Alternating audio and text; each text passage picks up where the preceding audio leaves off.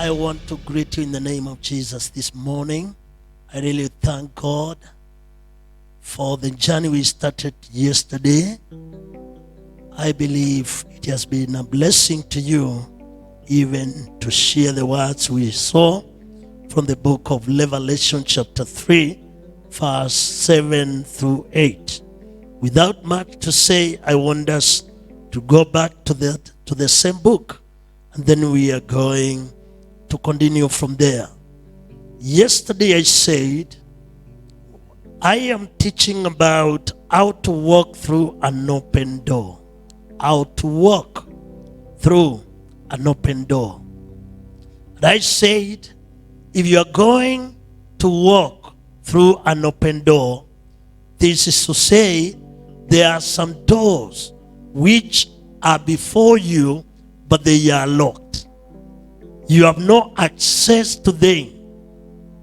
But because of the love of God, because of the plans that God has for you, as we know in the book of Jeremiah 29:11, the Bible says, "For I know the plans that I have for you, not of evil, but to give you a future with hope," or to give you an expected future. That is to say, we serve a God who created us in his own image. According to the book of Genesis, he said, "Let us make a man into our own image, into our own likeness." And so, I want you to understand, you are in the plan of God who created you. You are in the will of God. He has good plans for you.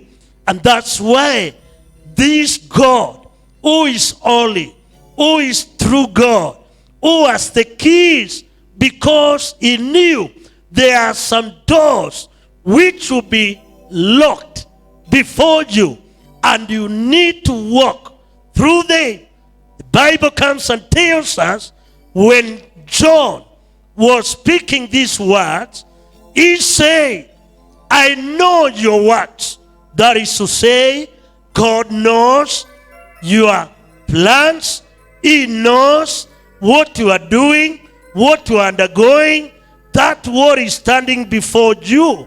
And the Bible says, "I have set a door before you, an open door before you." Praise the name of the Lord.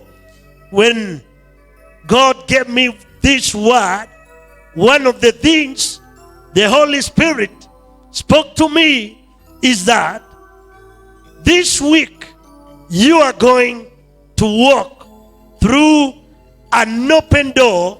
That is to say, when we talk about walking through an open door, this is to say, you are not going to struggle. You are not going to force yourself. Already there is a door that is set before you, and through that door, no matter what is standing before you, there is one who has all what it takes to help you go through that door. The Bible says, the door that is opened, no man can shut it. Oh my goodness. This morning, in the name of the Lord, I know there are doors which are opened, and could be there are some powers of darkness which are trying to hinder you to stand in between that door which is shut. I come to you this morning, and with the authority of the word of God, I want to command and I want to declare and decree every door that is set before you. May every evil hand, may every power, every force of darkness give way to you today. Even as you arise and walk through that door in the name of the Lord. May it be in your family, in your marriage, in your business. Yes, in that office, I declare there is no power that can hinder, that can shut that door which is opened before you. The Bible tells me no man can shut it. May it be so today, this morning, as you go to your place of work, as you arise and walk to that business, as you rise to walk to that vision you have, that dream you have, may no man stand before that door which is opened before you. For the Bible is telling us, no man can shut it. May it be your portion. The Bible continues to say, for thou hast a little strength. My God, I'm speaking to people. I know you do not have what it takes for you to walk through that door. You have no that ability. You have no that, possibility of starting that business, of seeing the possibility of what you are going for. But I want to say, through that little strength you have, today you can arise, and by the word of God, there is one who is going to go before you. Already he has set a door before you.